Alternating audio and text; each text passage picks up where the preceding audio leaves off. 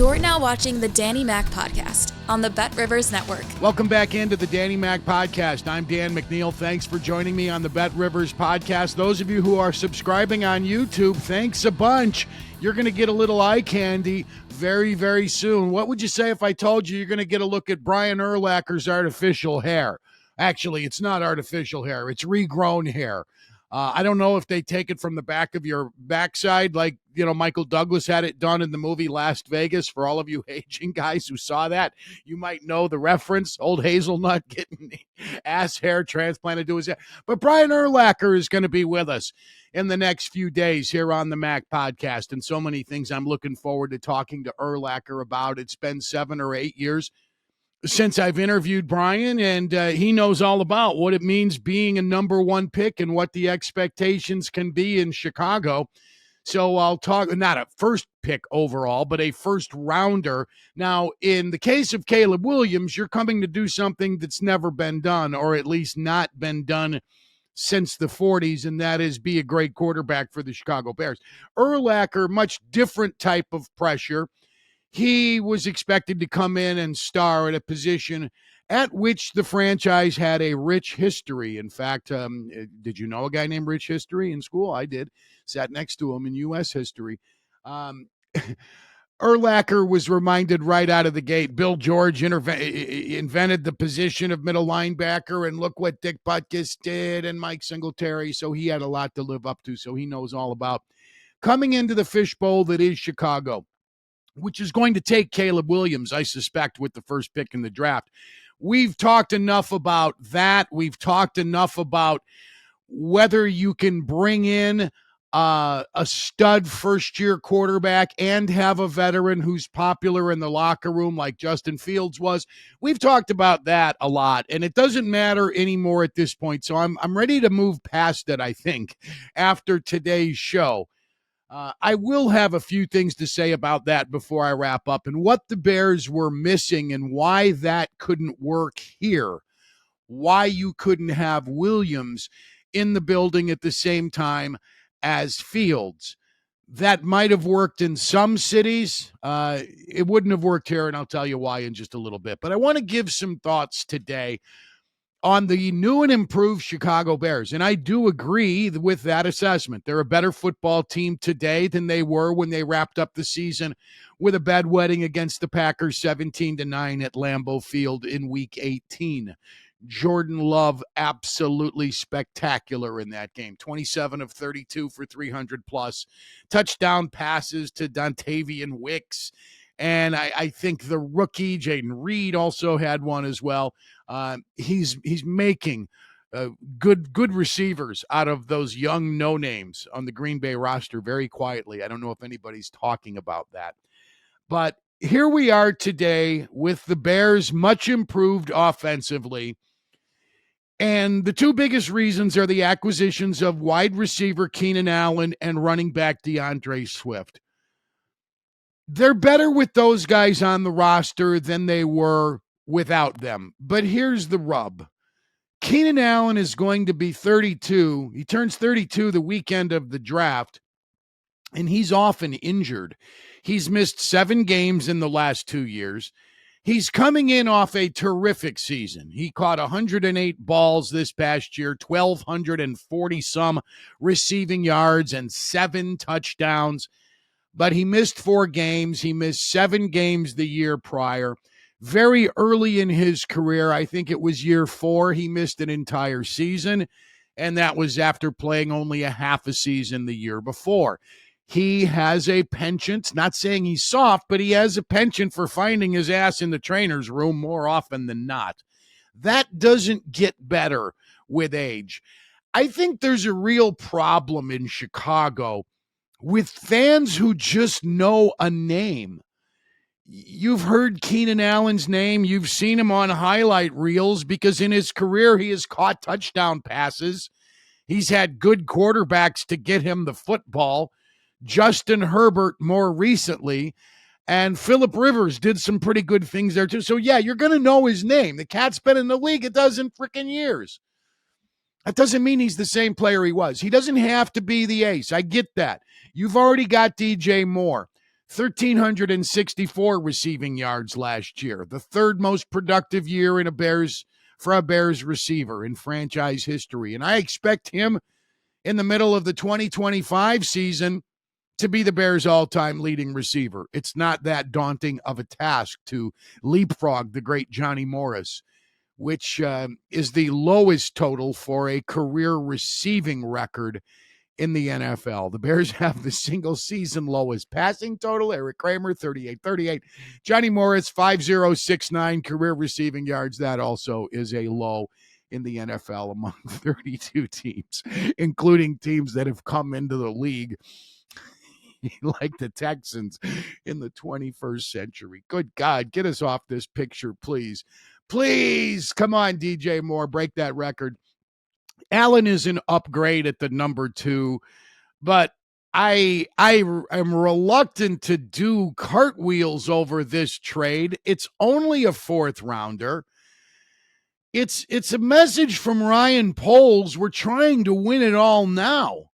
When you get those veteran players and other veteran players they've acquired, they are not setting this up for next year or 2026. They're trying to win now. Are they ready for that? Maybe, if it all comes together the way they feel it's going to, and their first pick is at least on par, at least close to what he is expected to be. And I'm going to get into the dangers of that in just a second, because why the Bears only got a 6th round pick, possibly a 4th for Fields, is a source of frustration right now in Bear Nation, and I understand it, but that's the sign of the times. Look around at the rest of the 2021 draft class and see all but one guy, or actually 2 guys, have switched uniforms already, and one's on the way, and that's Zach Wilson, the consensus number 2 in the 2021 draft. But I don't know if they are so dynamic, you can say, yeah, I expect them to maybe not win the division because it's very, very good with Green Bay and Detroit still very potent. And in the case of the Lions, extremely young. The DeAndre Swift signing is not impressive to me. He was unable to crack the lineup in Detroit in all 3 seasons. Now, he had a good year last year with Philadelphia, but keep in mind, Philadelphia was the worst team in the NFL, or at least among them, the last 6 weeks of the season. They shit the bed so terribly as they exited. What did they lose? 5 of their last 6 games and didn't have a chance in their playoff game. They were an impotent team offensively, and DeAndre Swift wasn't as potent as his numbers would lead you to believe. He had career highs in attempts. He had a career high in rushing yards. He had more than 1,200 rushing yards, and his average was 4.6 per carry. I don't find DeAndre Swift to be particularly tough, and he's a better receiver than David Montgomery was, but they're spending more on Swift than they would have on Montgomery. And I hate to be one of those guys who's always digging into decisions already made.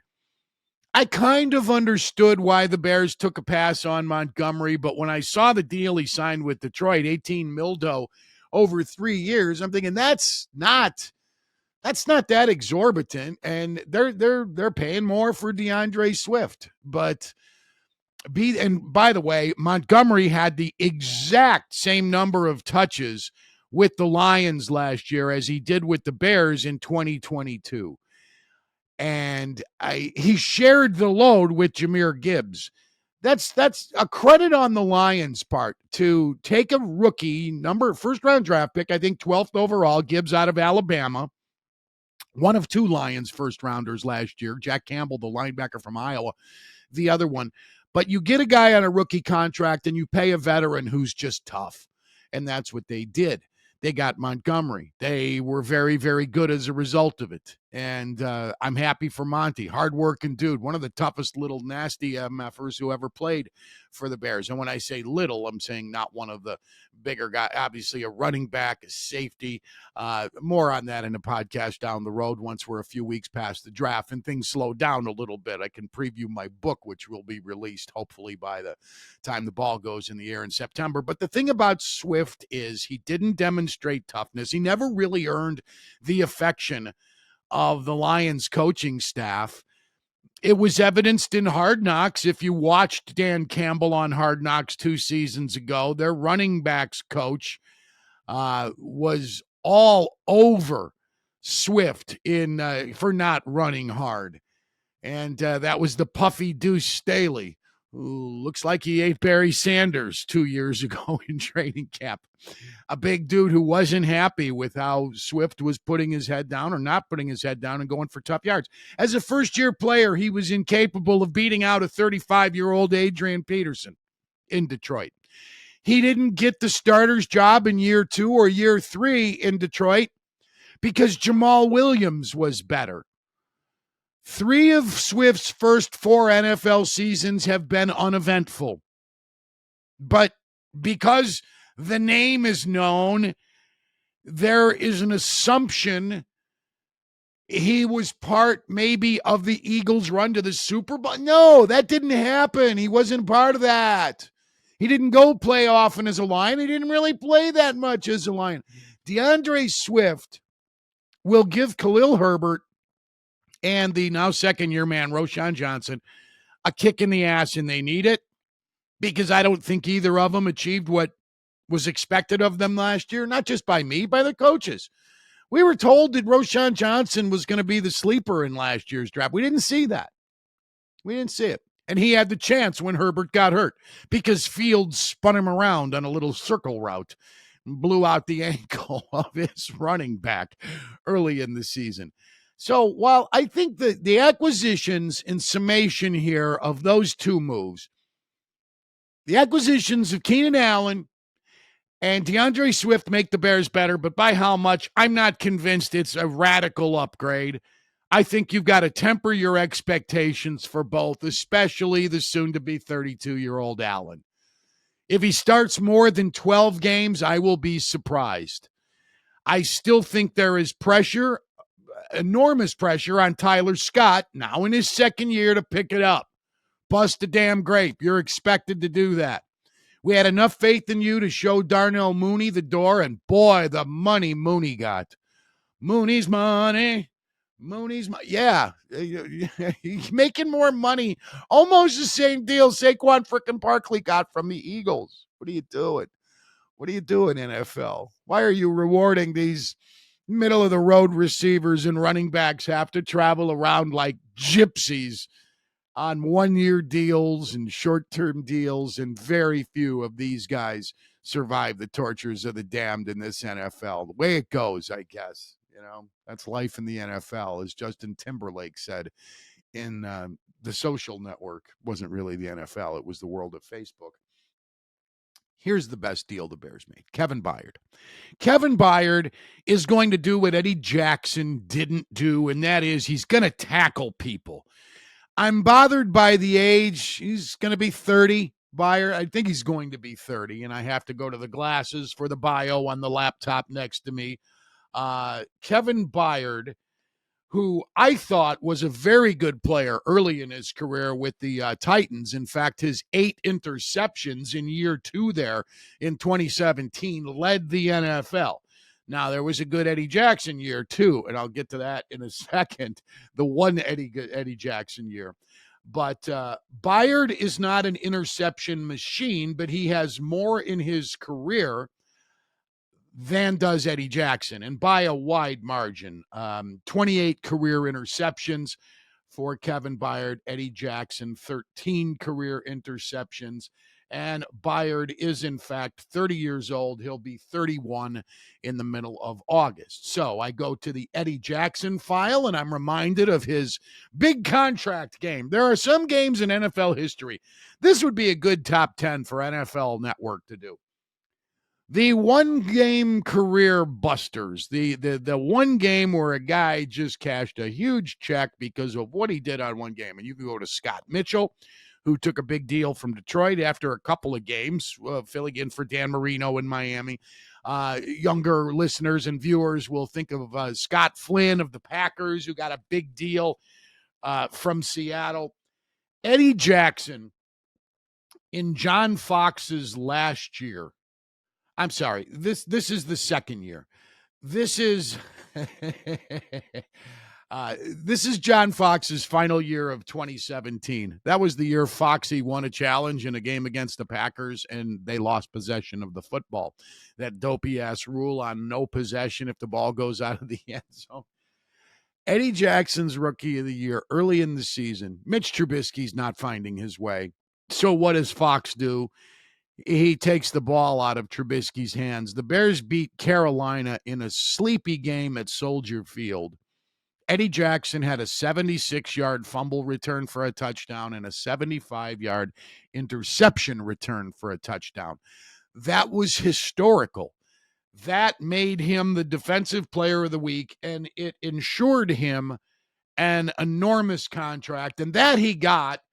And they moved him to the strong safety position a few years ago and played him in the box, and that was a critical mistake because Eddie Jackson doesn't like to tackle people. Kevin Byard does. That's a significant upgrade. Byard 31, bothersome, but, he's only a year older than Jackson. Jackson came into the league in 17, just 1 year after Byard, but Eddie Jackson, so long. It's not the most money ever stolen by a Bears player in franchise history because there were guys who couldn't get on the field, like Adam Archuleta of the Rams, Orlando Pace, also a Rams free agent. Lovey showing his Rams allegiances years ago and getting in the head of Jerry Angelo and getting all these ex-St. Louis players on board. Or Tampa players. He had a penchant for that too, as everybody does, because the devil you know is better than the devil you don't know. So long, Eddie Jackson.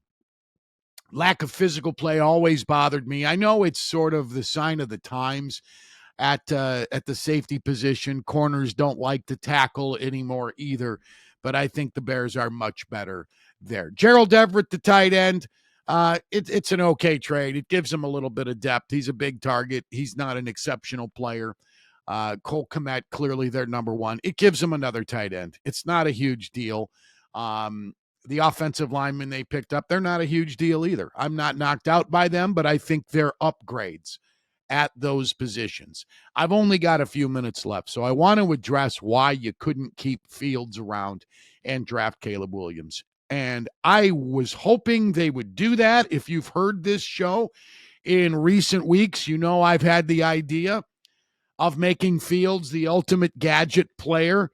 That wouldn't agree with him. It may not agree with some of his teammates, but guess what? Sometimes in the world, there are leaders who are strong enough to communicate a message to the rank and file. We're here to win football games. We're here not just to make money. We're here to build a championship, and we'd like to have as many great football players in our locker room as possible. We believe Fields is a valuable asset, and we didn't have any luck. You don't have to say this, but the Bears didn't have any luck in getting what they thought they would get for Fields. The NFL told the Bears he's not a starter. And the NFL can sign a guy in Kirk Cousins who's coming off an Achilles injury. Justin Fields couldn't go home.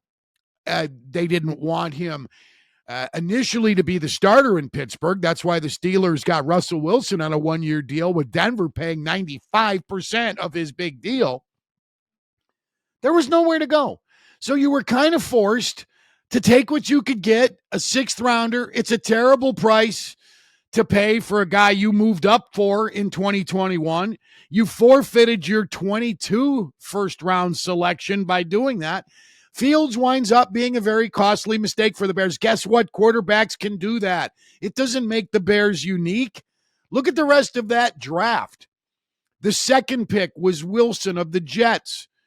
He'll be looking for a home if they can move him.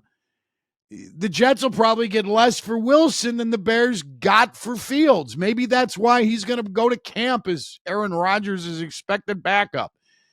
You had the number 2 pick or the number 3 pick, Trey Lance. He's bounced around. He's not found his way in the NFL. That was a terrible pick at 3. And then Fields at 11. The Bears traded up the 20 to move to the 11 and lost that first round pick in 2022. That winds up now. But the guy started for 3 years, and 1 year was very electric as a running back wearing number 1. And the 15th pick, Mac Jones. He's no longer a Patriot. You don't win many of these. That's what gives you trepidation about this upcoming draft. When the consensus is there are 4 guys for sure, maybe even 5 or 6 guys with Bo Nix and Michael Penix into the mix. It's Caleb Williams, it's Drake May, it's Jaden Daniels, J.J. McCarthy, and the other 2 cats I just mentioned. There's a good chance half of them will suck. There's a good chance only one of them will be any damn good. Is it going to be Williams? Most people think so, which is why I think you gotta take him and feel good about it and not worry about what happens. If you lost, at least you took a swing and you weren't alone. It wasn't like last year. Bryce Young and C.J. Stroud were kind of neck and neck. Which one's won? So Carolina guessed wrong. A lot of teams might have guessed wrong in that opportunity last year. The Texans cashed in. Not only did they get Stroud, they got Will Anderson right after. That's a nice little haul, isn't it? Let's get the offensive and defensive rookies of the year. And they're working on inexpensive contracts for several more years. Good luck to the Texans. That's the model right now the Bears are looking for. They are hoping their first-round pick, their number 1 overall, will be to them what Stroud was to the Texans. The chance of it happening, not great, but you got to do it. You got to fix the leaky roof. You can't keep letting this, maybe he's the guy, maybe he's not, linger in the next year. I would have loved to have seen the Bears not offer a competition at the position, but keep Fields on the roster. If all I'm getting is a 6th-round pick for this guy, and he's only costing me $2.7 million, why in the world would I not keep him until September? I'll tell you why. The common wisdom is, from those way more sourced than I am and in touch with today's athlete, you can't have them both in the same building. You can't do that to Caleb Williams, and it's not fair to Justin Fields. And Ryan Poles promised at the Combine he was going to be fair to Justin Fields. Remember, we got to do right by Justin. Dumb thing to say. Sometimes being totally transparent can bite you in the ass. And yesterday, the debate on Sports Yap was, did they do right by Justin Fields? When is that a new Bears tradition? When did this start? Let's do right by our players? Oh, come on. Did they do right by Brian Urlacher at the end of his career? Or Dick Butkus at the end of his career? He freaking sued the Bears, if you don't remember. There's a rich history. We're back to rich history of the Bears and their greatest players in franchise history not parting amicably. So why in the world do you have to be so protective of Justin Fields? Because you don't want to piss off the guys in the locker room? Guess what? When camp opens up, they'll be operating under the tutelage of the guy they pick with the first pick in the draft. They don't have to worry about that. And if you don't play, your ass won't play. That's how it works. You have to bust it. You can love the guy who was there all you want. When the organization shifts gears and moves in another direction, you best move with it. It would have taken what the Bears don't have to make that work, and that's a strong-willed coaching staff capable of making those tough decisions. Russell Wilson has been stated as he's been called the number 1. Mike Tomlin said he's the number 1. So Fields goes into his Steelers career knowing he's not a starter. And if you wanted to, you could have done that with the Bears. You could have said, Caleb, you don't have to say it until after the draft, but Caleb Williams will be our starter on opening day. You communicate to both of them. You get them in a room and you say, look, we want good football players in here. You're both good football players. We want you to help each other. We want you to work with each other on what the other might be weaker at than you are. You're going to work together. And guess what? Here's the perk. You're going to be on the field at the same time together. We're not going to talk about it. Maybe we won't show it in training camp that is open to media and or fans, but we're going to play Justin in the slot and we're going to throw him bubble screens. We're going to play Justin in Wildcat and let him take snaps in 3rd and 6 and exhibit some of that magic. We're going to get you help, Caleb, and this guy is a playmaker. And then you get him in a room with the other 51 guys and you explain how things are going to be. Sometimes good leadership makes for good soldiers. The Bears don't have that. I can't imagine to save. I don't know Shane Waldron, the new OC, but Matt Eberflus does not have the balls or the leadership skills to pull something like that off. And the Bears let him get away for a 6th-round pick without even giving it ample consideration. What they let get away. They did let another offensive threat get away in exchange for a 6th, maybe a 4th-round pick next year. Not even this year. Thank you for listening to the Danny Mac Podcast. I am Dan McNeil, and I'm excited about my conversation very soon with Brian Urlacher. Sam Michael, the very proud Highland Trojan, is my executive producer. Adam Delavitt, go Bradley Braves, is the baby Capone at Bet Rivers. I almost couldn't pull his college. Been so long since we've talked. Randy Merkin handles all the guests for us. Alex Pastor on social media. Troy Mocker, the Washington Commanders fan. And Capitals fan. Go get drunk with Alex Ovechkin sometime and then tell me about how you enjoyed your night out because you're not sleeping very much these days. Proud Papa. Thanks for listening to the show. I'm Mac. Take it easy.